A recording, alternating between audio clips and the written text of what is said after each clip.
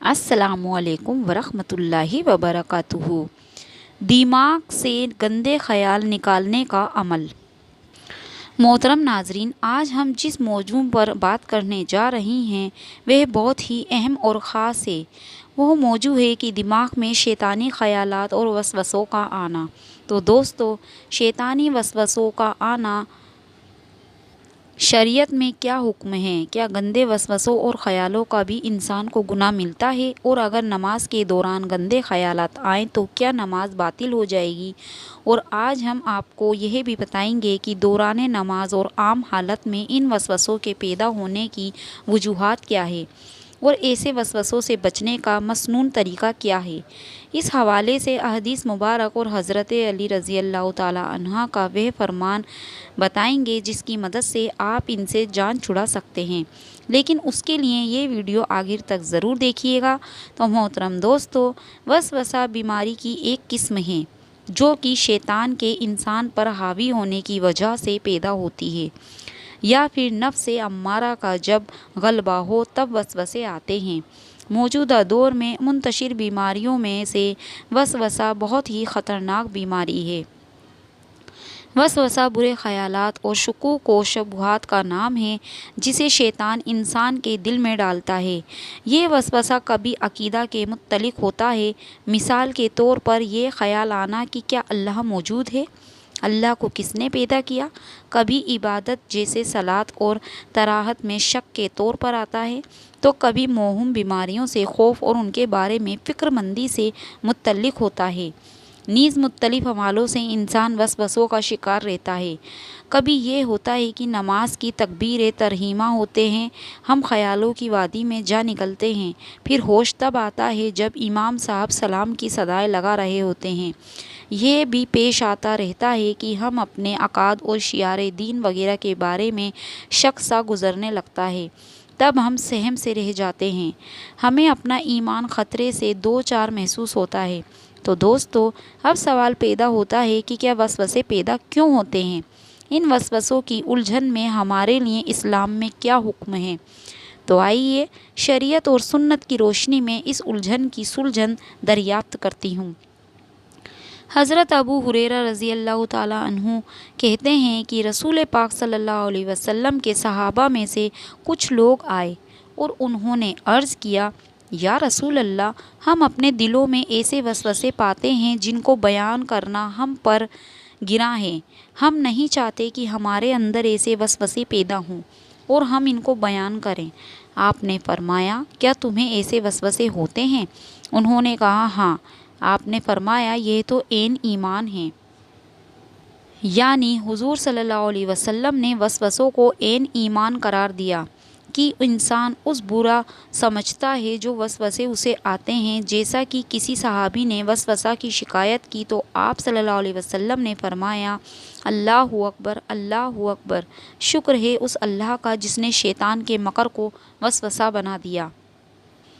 یہ وسوسے کبھی اللہ کی طرف سے سزا کے طور پر ہوتے ہیں، جیسا کہ اشارہ ربانی ہے، اور جو میری یاد سے روگردانی کرے گا اس کی زندگی تنگی میں رہے گی۔ تو کبھی اللہ کی طرف سے آزمائش ہوتی ہے تاکہ اس کے گناہوں کی مغفرت اور برائیوں کا کفارہ ہو جائے۔ نبی کریم صلی اللہ علیہ وسلم کا ارشاد ہے، مسلمان کو کوئی تکلیف و پریشانی، بیماری، فقر و غم اور مصیبت نہیں لاحق ہوتی، یہاں تک کہ جو کانٹا اسے چبھتا ہے، مگر اللہ ان کے ذریعے اس کے گناہوں کو مٹا دیتا ہے۔ برے خیالات اصل میں ہمارے برے کردار کا نتیجہ ہے۔ اگر ہم نیک کام کریں گے تو خیالات بھی نیک ہی آئیں گے۔ تو اچھے خیالات پیدا کرنے کے لیے برائی کو ترک کرنا پڑے گا اور اچھائی کو اپنانا ہوگا۔ اور اللہ تعالیٰ کا ہمارے اوپر کتنا بڑا احسان و عظیم ہے کہ وہ مالک ہمارے برے خیالات پر مواخذہ نہیں کرتا جب تک کہ ہم برائی کا ارتکاب نہ کر لیں، لیکن اگر خیالات اچھے ہوں، انہیں عملی جامہ بھی پہنا سکیں، تو بھی اللہ کی طرف سے اس پہ ہمارے لیے نیکیاں لکھی جاتی ہیں۔ حضرت ابو ہریرہ رضی اللہ تعالی عنہ سے روایت ہے کہ رسول اللہ صلی اللہ علیہ وسلم نے فرمایا، بے شک اللہ نے میری امت کے ان وسوسوں سے درگزر فرمایا ہے جو سینوں میں پیدا ہوتے ہیں، جب تک لوگ ان پر عمل نہ کریں، یہ زبانی اظہار نہ کریں۔ دوستو، وسوسے کی دو قسمیں ہیں۔ پہلی، جو بغیر اختیار کے خود بخود دل میں پیدا ہو جاتا ہے، جس میں آدمی کا ذاتی ارادہ شامل نہیں ہوتا۔ یہ وسوسہ تمام شریعتوں میں قابل معافی ہے۔ دوسری، اپنے اختیار اور ذاتی ارادے کے ساتھ دل میں برائی کا تصور پیدا کرنا۔ یہ وسوسہ شریعت محمدیہ میں اس وقت تک قابل معافی ہے جب تک اس وسوسے والا زبانی اظہار یا جسمانی عمل نہ کر دے۔ اور ایک دوسری روایت میں حضرت ابو ہریرہ رضی اللہ تعالی عنہ سے روایت ہے کہ رسول پاک صلی اللہ علیہ وسلم نے ارشاد فرمایا کہ اللہ تعالیٰ فرشتوں سے فرماتا ہے، جب میرا کوئی بندہ برائی کرنے کا ارادہ کرے تو اسے اس کے خلاف اس وقت تک نہ لکھو جب تک کہ وہ اس سے سرزد نہ ہو جائے۔ اگر وہ اس برائی کا ارتکاب کر لے تو اسے ایک ہی گناہ لکھو، اور اگر اس نے اسے میری خاطر چھوڑ دیا تو اس کے لیے ایک نیکی لکھ دو۔ اور جب وہ نیکی کرنے کا ارادہ کرے لیکن اسے نہ کر سکے تو اس کے حصے میں ایک نیکی لکھ دو۔ پھر اگر وہ نیکی کر لے تو اس کے لیے 10 سے 700 گناہ لکھ دو۔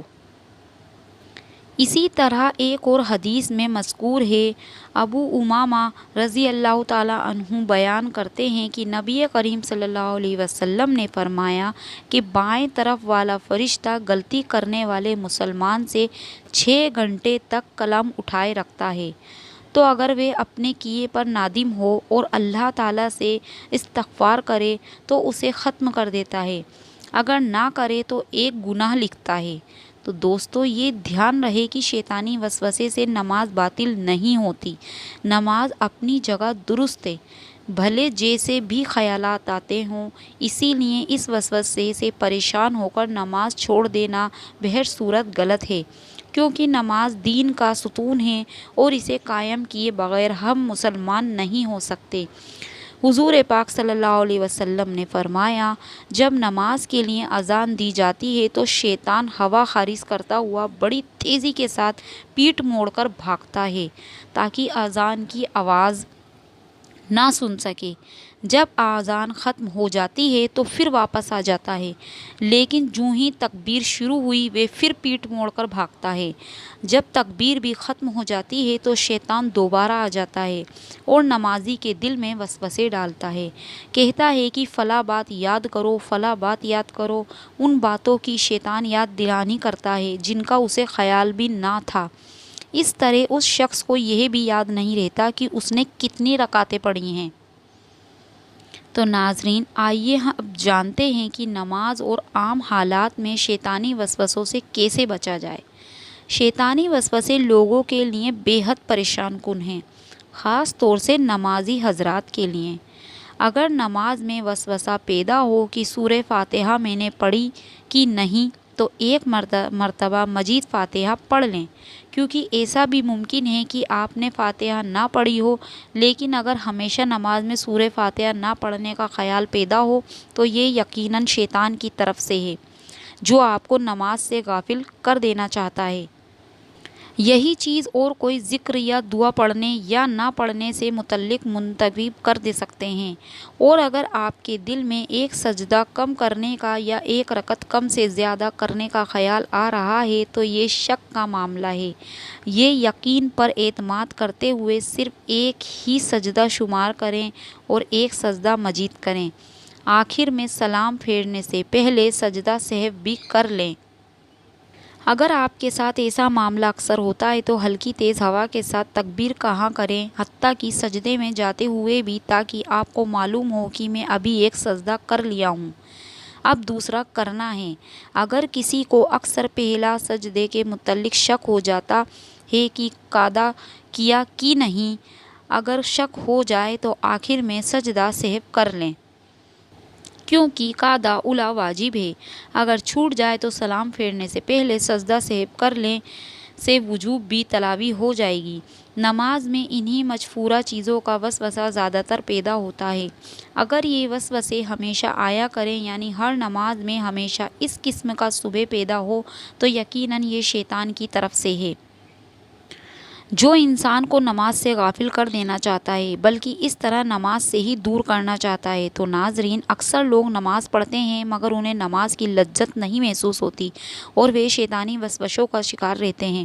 اس کی اصل وجہ یہ ہے کہ ہم نماز میں اللہ تعالیٰ کا تصور کرنے کی بجائے ادھر ادھر دھیان رکھتے ہیں، جبکہ ہمیں حکم ہوا ہے کہ اس طرح نماز پڑھو گویا اللہ کو دیکھ کر رہے ہوں۔ اگر اللہ کو نہیں دیکھ سکتے ہو تو یہ تصور کریں کہ وہ ہمیں دیکھ رہا ہے۔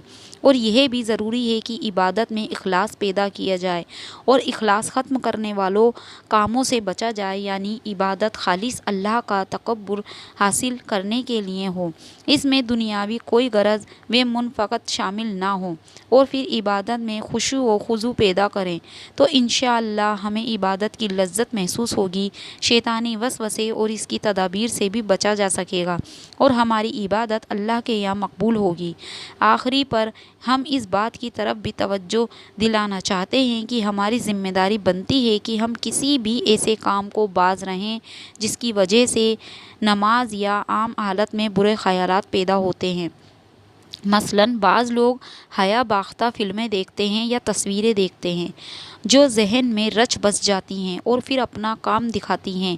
اگر آپ ایسی چیزیں مطلع ہیں تو آپ انہیں ناپسند بھی کرتے ہیں تو اس سے اپنا پیچھا چھڑائیں۔ یا اگر عورت کے دل میں تھوڑی بہت خاوند کی ضرورت اور رغبت ہو، یا خاوند کو اپنی بیوی کی رغبت ہو، یا کسی بھوکے کو کھانا کی حاجت ہو، تو اسے چاہیے کہ اگر نماز کا وقت ادا کرنے میں ابھی فرصت ہے تو پھر پہلے اپنی ضرورت پوری کر لیں، بعد میں نماز ادا کریں، جیسا کہ حضور کریم صلی اللہ علیہ وسلم سے یہ ثابت ہے۔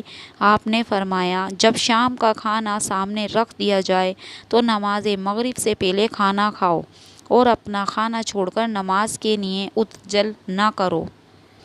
یعنی جب کھانا تیار ہو اور انسان کو کھانے کی طلب بھی ہو تو وہ نماز کے لیے جانے سے پہلے کھانا کھا لے، کیونکہ جب نماز سے پہلے کھانا تیار ہو جائے تو انسان کی توجہ اس کی طرف مبذول ہوگی، جس کی وجہ سے نماز میں کمی واقع ہوگی۔ لہٰذا نبی کریم صلی اللہ علیہ وسلم نے فرمایا، کھانے کی موجودگی میں نماز نہیں ہوتی، اور نہ اس وقت جب اسے بول و براز کا تقاضا ہو، یعنی جب انسان کو کھانا یا پیشاب وغیرہ کی حاجت ہوگی تو وہ نماز میں اسی کے بارے میں سوچتا رہے گا۔ لہٰذا نماز کے وقت سے پہلے اپنے معاملات سے فارغ ہو جائیں۔ ایک اور بات جو قابل لحاظ ہے وہ یہ ہے کہ حرام چیزوں سے اجتناب کیا جائے۔ حرام چیزوں کے استعمال سے وجہ سے بھی وسوسے اور برے خیالات پیدا ہونے کا احتمال زیادہ ہوتا ہے۔ اس حوالے سے آپ کو حضرت علی رضی اللہ تعالیٰ عنہ کی ایک روایت سے بھی آگاہ کرتے ہیں اور وہ عمل بھی بتاتی ہوں جو آپ رضی اللہ تعالیٰ عنہ نے وسوسوں کو دور کرنے کے لیے تجویز فرمایا۔ حضرت علی رضی اللہ تعالیٰ عنہ کے پاس ایک شخص آیا اور اس نے برے خیالات اور وسوسوں کی شکایت کی، تو اس کو آپ رضی اللہ تعالیٰ عنہ نے یہی نصیحت فرمائی کہ حرام مال اور حرام کاموں سے اجتناب کرو، اور جب بھی کھانے کے لیے بیٹھو تو لقمہ حلال پر یا غفور یا اللہ یا رحمان پڑھ کر پھونک دو۔ اس عمل سے برے خیالات آنا رک جائیں گے۔ تو دوستو، اگر آپ بھی ایسے خیالات اور وسوسوں سے پریشان ہیں تو ان سے نجات چاہتے ہیں تو اس عمل کو کریں۔ اللہ تبارک و تعالی ہم سب کو ہدایت کے راستے پر چلائے اور شیطان کے وسوسوں سے محفوظ فرمائے۔ آمین یا رب العالمین۔